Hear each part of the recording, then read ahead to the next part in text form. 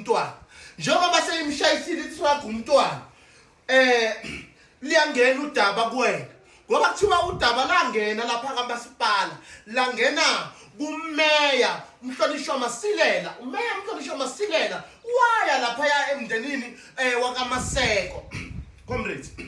waya umeya lapha ya emndenini wakaMaseko uthe mayifika umeya wathi ke na bazosithwala indleko zomncwabo womntwana wahamba uthe mayihamba kwabuya ukhansela Zulu olapha futhi naye Steve Tshwate wathi siyomasipala asinamali comrades niyangizwa ukuthi nje uthi ukhansela Zulu siyomasipala asinamali nathi sisayofuna ama donation then guess what umndeni wayithwalela bona indleko zomncwabo although wayethe umeya bazosithwala kunomseshi lapha ya okuthiwa uyena ophethe icala igama lomseshi ngizolibiza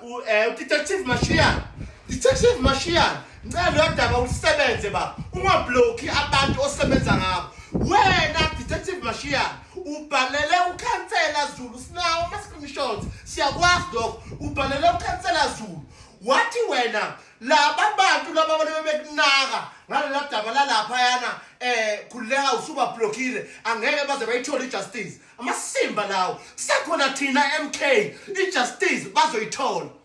uyangizwa comrades angidlali la kunosisi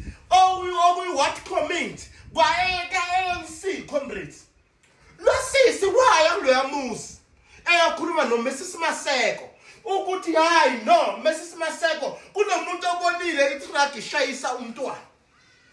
itruck and uthi kena uzofakaza emva lapho lo sisi akaphindanga waya ku Mrs Maseko uMrs Maseko solokela ndela lo sisi eduze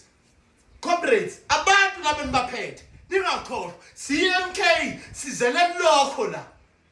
ningakhohlwa ukuthi beniphethe imkhandi ngiphethe abantu we understand comrades ngicela ukuthi ke umndeni ngibuzile ukuthi ufunani wona wathi ufuna ijustice for umlondi umntwana because why twin lo mntwana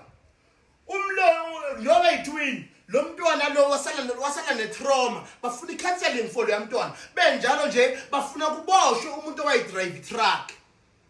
bese ngiba nodaba lika Catherine bani comrade okuwheelchair ngikhuluma manje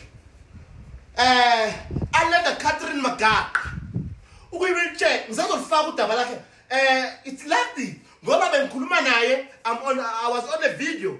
nizothola futhi naye udaba lakhe ufaka amaphampasi lomuntu engikhuluma ngaye manje wayeyisebenzela uthe ufuna ijustice umama owayigqoka izinto ze-ZCC owayidrive truck owarevezela kuyena wamlimaza wagqoka iphampasi ngikhuluma kosingamanje ngithi mina leyo mama loyo umasipala awumise bese